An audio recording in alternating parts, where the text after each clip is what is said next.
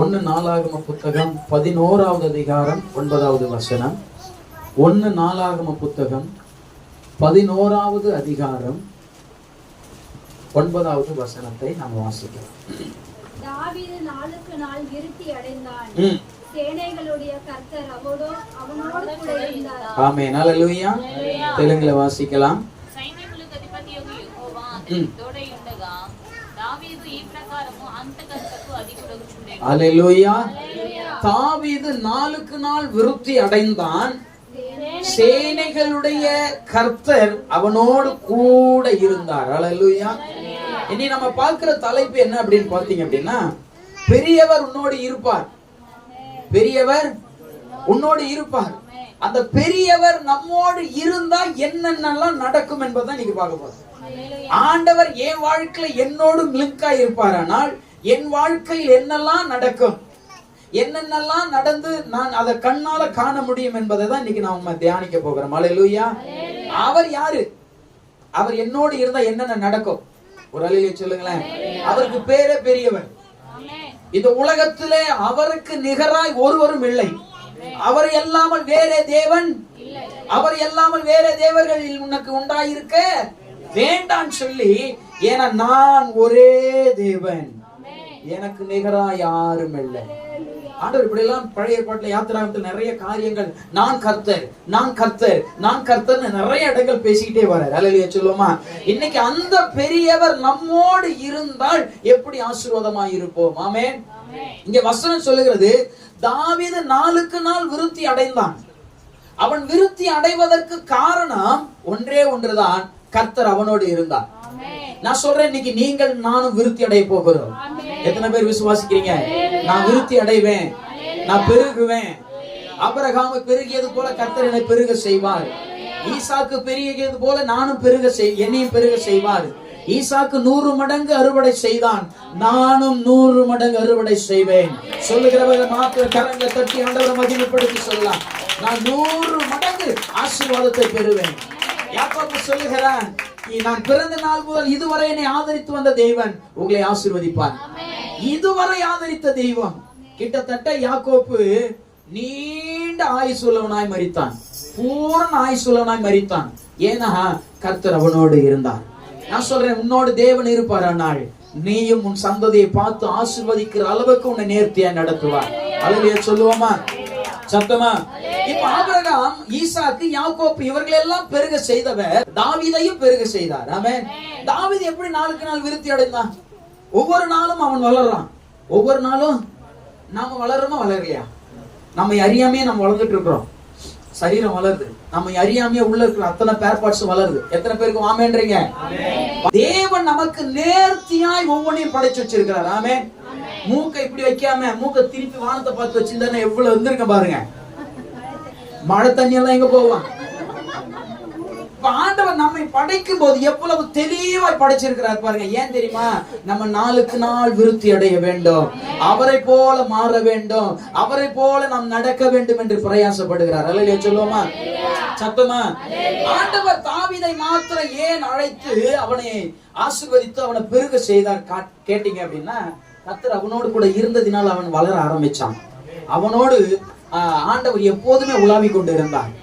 அது மாத்திரம் இல்ல, அவன் விருத்தி அடைவதற்கு ஒரு பெரிய மனுஷனே கிடையாது. அவன் தாவீது பெரிய மனுஷனா? விருத்தி அடைகிறவர விருத்தி ஆகுவதற்கு அளவுக்கு அவன் பெரிய ஆளு கிடையாது. ஆடு மேய்க்கிற ஒருவன். ஆமென் சொல்லுவோமா? அப்ப ஆண்டவர் என்னோடு இருந்தா ஏழ்மையில் இருக்கிற என்னை ராஜாக்கள் அமர்கிற இடத்தில் என்ன அமர செய்வார். ஆனால் அவர் என்னோடு கூட இருக்கிறார்னு அர்த்தம். அல்லேலூயா. தாவீது ஆடு மேய்ச்சி கொண்டு இருக்கும் போது அவனோடு கூட ஆண்டவர் இருந்தார். அவனோடு கூட ஆண்டவர் இருந்ததுனால ஒவ்வொரு நாளும் சிங்கத்தை ஜெயிச்சான், ஒவ்வொரு நாளும் கரடியை ஜெயிச்சான். ஆமென். கொஞ்ச நாள் கழிச்சு கோலியாத்தை ஜெயிச்சான். சத்தமா சொல்லுங்களேன். நான் சொல்றேன், நாம ஜெயிக்க காரணம் கர்த்தர் என்னோடு இருக்கணும். இந்த வாழ்க்கை நீங்க ஜெயிக்கணுமா? ஆண்டவர் உங்களோடு இருக்கிறாரா பாருங்க. உங்க முதலாளி நீங்க உங்களுக்கு விரோதமா உங்க ஆபீஸ்ல எழும்புறாங்களா, அவங்கள ஜெயிக்கணுமா? கர்த்தர் உங்களோடு இருக்கிறாரா பாருங்க. எத்தனை பேர் சொல்ல முடியும் என்னோட ஆண்டவர் இருக்கிறார்? நீங்களா ஜெயிக்கிறவங்க. பக்கத்துல கரம் பிடிச்சு சொல்லுங்க, ஆண்டவர் உங்களோடு இருக்காங்களா? நீங்க ஜெயிக்கிறவங்க. நீங்க தோல்வி காணுகிறவர்கள் அல்ல, நீங்க ஜெயமுள்ளவர்கள். நீங்க ஜெயத்தை காண்பீர்கள். கர்த்தர் உங்களை ஜெயிப்பதற்காக வைத்திருக்கிறார். உங்கள் எதிரியை பார்த்து கலங்க கூடாது. உங்க தோல்வியை பார்த்து இதுவரை கலங்காதீர்கள். ஏன்னா நீங்க ஜெயிக்க போறீங்க. ஜெயத்தை பெறுகிற நேரம் வந்துருச்சு. கப்பு அடிக்கிற நேரம் வந்துருச்சு. கப்பு தூக்குற நேரம் வந்துருச்சு. ஆமென். காரணம் கர்த்தர் உங்களோடு கூட வாசம் பண்ணுகிறார். உன்னை அழைத்த தேவன் உன்னோடு இருக்கிறார். உன்னை வெறுமையாய் விடாத தெய்வம். உன்னை பாதியில விடுகிறவர் அல்ல. உன்னை கரத்தை பிடித்தவர். உன்னை மேலே கொண்டு போய் வர ஒருபோது கைவிட மாட்டார். ஆமென். யோசுவா சொல்லுகிறார், ஆண்டவரே, இத்தனை ஜனங்களை நான் எப்படி வழி நடத்தி செல்வேன்? மோசே நடத்தின மோசேவையே இவங்க குறை பேசினார்களே, நான் சிறியவனும் அடிமையுமாய் இருந்தவனாச்சே, நான் எப்படி ஆண்டவரை நடத்துவேன்? ஆண்டவர் சொன்னார், ஜோஷுவா, என்னால நடத்த முடியாது, நான் உன் கூட இருந்தா ஈஸியா நடத்திடுவேன் சொன்னார். ஆமென் சொல்லுவோமா? நம்மால கூடாத காரியம் அவர் என்னோடு இருந்தால் சாத்திய கூறு. சுலபமாய் வேலை முடிஞ்சிடும். ஆமென். எத்தனை பேர் சொல்ல முடியும் என்னால நடக்கவே முடியல? ஒரு ஒரு ஒரு ஒரு பாடகர் எழுதுகிறார், நடக்க முடியல டாடி, நடக்க முடியல, நடக்க முடியல டாடி, நடக்க முடியல, தாங்கி சொல்லுங்க கருத்தில் எண்ணி கொள்ளுங்க,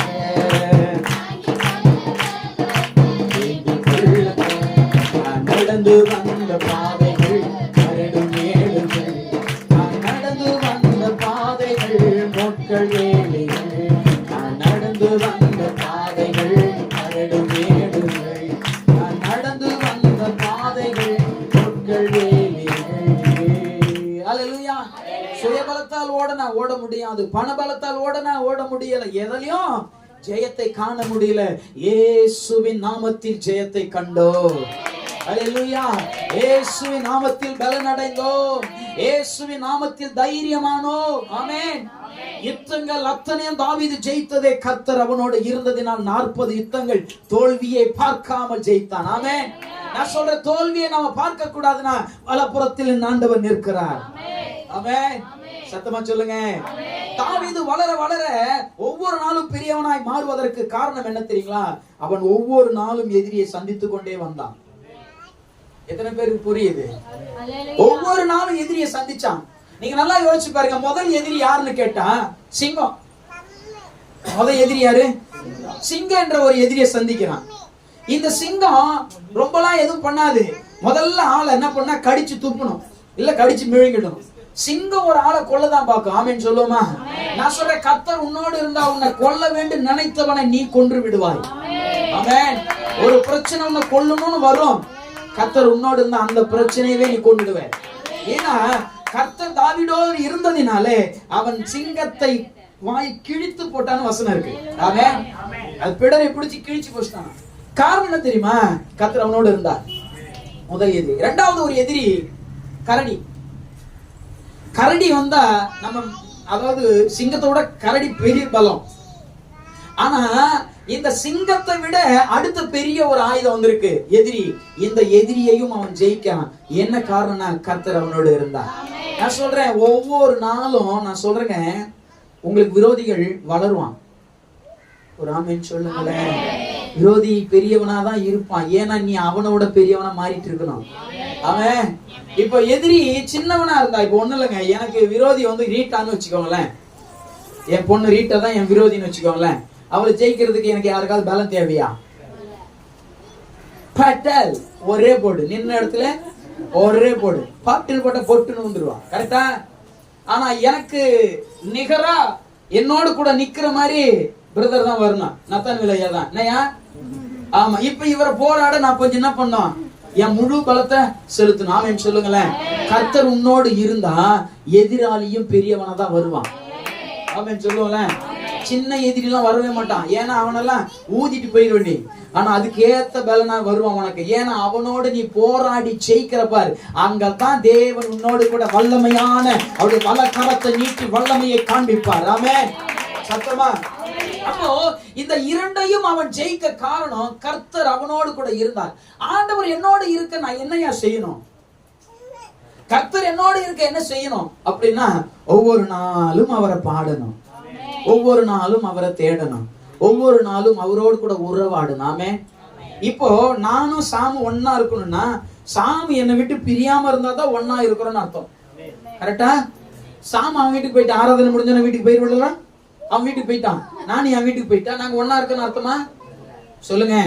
கணவனும் மனைவி ஒன்னா இருக்கிறோம் என்பது எது அர்த்தம்? கரெக்டா சொல்லுங்க. ஒரே வீட்டுக்குள்ள இருக்கிறீங்க, ஆமே, பிரியாம இருக்கிறீங்க, அதுக்குதான் ஒன்றா இருக்கிறோம் என்ற அர்த்தம். ஆமே.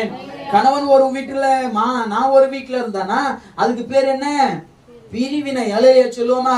இப்ப ஆண்டவர் என்னோடு கூட இருக்கணும். அங்க வசனம் சொல்லுது, தாவீதோடு கூட கர்த்தர் இருந்தார், சேனைகளின் தேவன். ஆமென். அவனோடு கூட இருந்தார்னா எப்போதும் பிரியாம ஒன்னா இருக்கிறாங்கன்னு அர்த்தம். ஆமென். ஆண்டவர் என்னோட ஒன்னா இருக்கிறான்னு சொல்றாங்க மட்டும் ஒரு அல்லேலூயா சொல்லுங்க.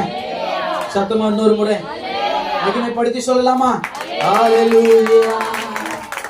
அவர் நம்மோடு இருக்கிறார்னா நான் நடந்தாலும் என் கூட நடப்பார், நான் தூங்கினாலும் அவர் என் கூட தூங்குவார். ஆமென் சொல்லுங்க. இரவெல்லாம் என் கூட, பகலெல்லாம் என் கூட, நான் எங்க போனாலும் என் கூட. ஆமென். எதிரி வந்தா மாத்திரம் தெரியுமா? அவன் வந்து நின்னாலே இவருக்கு தெரிஞ்சிடும். அலரட்சர் உசாராய்க்கட ஒருத்தன் நிக்கிறான், அவனை போட்டு தள்ளணும். பிளான் எல்லாம் நைட்டே போட்டுருவாரு, சொப்பனத்துல காலைல எஞ்சோன போட்டு தள்ளுறதான் வேலை. அல்லேலூயா சொல்லுவோமா? இப்போ இரவெல்லாம் நீங்க நல்லா யோசிச்சு பாருங்க. சிங்கம் வரணும் முன்னாடி சொல்லாம இருந்திருப்பாரு, கரடி வரும் சொல்லாம இருந்திருப்பாரா? பலனை கொடுத்தவர் எல்லாவற்றையும் செய்வார். அல்லேலூயா. அப்ப இந்த ரெண்டத்தையும் ஜெயித்தவன் மூன்றாவது ஒண்ணு வந்துருச்சுங்க. மூன்றாவது ஒரு எதிரி, இருக்கிற எதிரில பெரிய எதிரி வந்துட்டான். யாருன்னு கேட்டா கோலியாத். அல்லேலூயா சொல்லுவோமா? 4 எதிரியை சந்திக்கிறான், முக்கியமான 4 எதிரி. இப்ப மூன்றாவது எதிரி கோலியாத்தை சந்திக்கிறான். இந்த ஒரு கோலியாத்தை பார்த்து 40 நாட்களாக இஸ்ரவேல் மொத்த யுத்த வீரர்கள் பயந்து இருக்கிறார்கள். 40 நாள் பயந்து உட்கார்ந்து இருக்கிறான். ஏன்னா யாரை பார்த்து? ஒரே ஒரு கோலியாத்தை பார்த்து. யுத்த வீரர்கள் லட்சக்கணக்கான யுத்த வீரர்கள் நம்முடைய இஸ்ரவேலர்கள். இத்தனை இஸ்ரவேலர்களும் பயந்து அவன் பேசும்போது நடுங்கி உட்கார்ந்து கொண்டிருக்கிறார்கள். ஆனா யாரோடு தேவன் இருக்கிறாரோ அந்த மனுஷன் யுத்த காலத்தில் தனியா போய் நிற்பான் பாருங்க. அல்லேலூயா.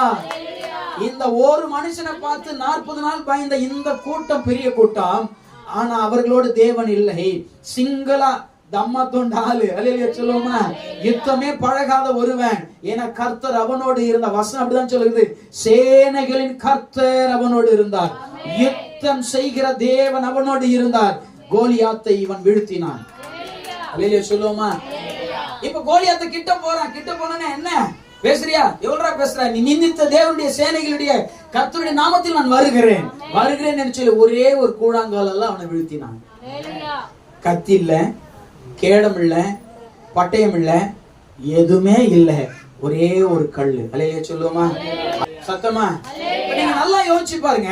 இந்த கோலியாத்துக்கு பயப்படாமல் தைரியமாய் போவதற்கு காரணம் ஒன்னே ஒண்ணுதான், கர்த்தர் அவனோடு இருந்தார். ஆமென். 4வது ஒரு எதிரியை சந்திக்கிறான். அவனு பேர் சவுல். அல்லேலூயா. இந்த எதிரியெல்லாம் ஈஸியா ஜெயிச்சாச்சு. இதெல்லாம் ஒரு நாள் வர்ற கூத்து. ஒரு நாள்ல வந்து எதிரி வந்து நம்மளை பார்க்கும், பிடிக்கும், கொன்னலாம். ஆனா ஒவ்வொரு நாளும் எதிரி நம்மோட வருவான்.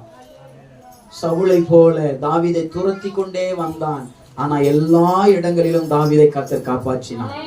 தாவீது சவுலை கொல்லுவதற்கு 2-3 வாய்ப்புகள் வந்த போதிலும் ஒன்றும் செய்யவில்லை. ஏன் என்றால் அபிஷேகம் பண்ணப்பட்டவர் மேல கையை வைக்க மாட்டேன்னு ஒதுங்கினானே தவிர அவனை கொலை பண்றதுக்கு இவனுக்கு ரொம்ப நேரம் ஆகாது. அல்லேலூயா சொல்லுமா? சில எதிரிகளை நம்ம கொல்லாம தான் வைக்கணும். ரொம்ப கொன்னுடாதீங்க எல்லாரையும். ஒரு சிலரை நாம அப்படி விட்டு வைக்கணும். ஏன்னா அவர்கள் மூலமா தான் நாம் வளர்கிறதை கர்த்தர் அங்கீகாரம் பண்ணுவார். ஆமென். சத்தமா சொல்லுங்க. இப்போ சவுல் ஒவ்வொரு நாளும் சவுலுக்கு ஒண்ணு தெரிஞ்சு இவன் ராஜா ஆயிடுவான். உங்களை பார்த்தா எதிரிக்கு தெரியணும், நீங்க பெரிய ஆள் ஆகிருவீங்க. அவன் சொல்லணும், ஐயோ இதுகளை கை தொடவே முடியல, இது உம்மாண்டுதான் இருக்கும், ஆனா தொட முடியலையே, அதை ஒண்ணும் பண்ண முடியலையே. ஏன்னா கூடகிறவர் யாரு? சேனைகளின் கர்த்தர் என்னோடு இருக்கிறார். என்னை தொடுவதற்கு அவருடைய கண்ணின் மணியை முதலாவது தொடணும்.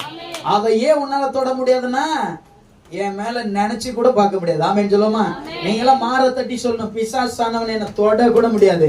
ஏன்னா என்னோடு இருக்கிறவர் பெரியவர். அவருடைய பிரசன்னத்துக்குள்ள என்னை வைத்திருக்கிறார், அவருடைய அபிஷேகத்துக்குள்ள வைத்திருக்கிறார், அவருடைய வார்த்தையினால் என்னை மூடி இருக்கிறார். என்னை தொடுவகிறவன் தேவனுடைய கண்ணின் மணியை முதலாவது தொடணும். அதெல்லாம் தொடக்கூட முடியாது. என்னை மட்டும் எப்படி தொட போறான்? அல்லேலூயா சொல்லுவோமா? அப்போ ஆண்டவர் இந்த சூழ்நிலைகளை அவனுக்கு ஏற்படுத்தி கொடுத்தது எதற்குன்னா அவன் விருத்தி அடைய வேண்டும் என்று கர்த்தர் விரும்பினார். தேவன் அவனோடு இருக்கிறத சபைகள் பேச வேண்டும் என்பதற்காக கர்த்தர் இந்த வார்த்தை எழுதினார். அல்லேலூயா சொல்லுவோமா சத்தமா?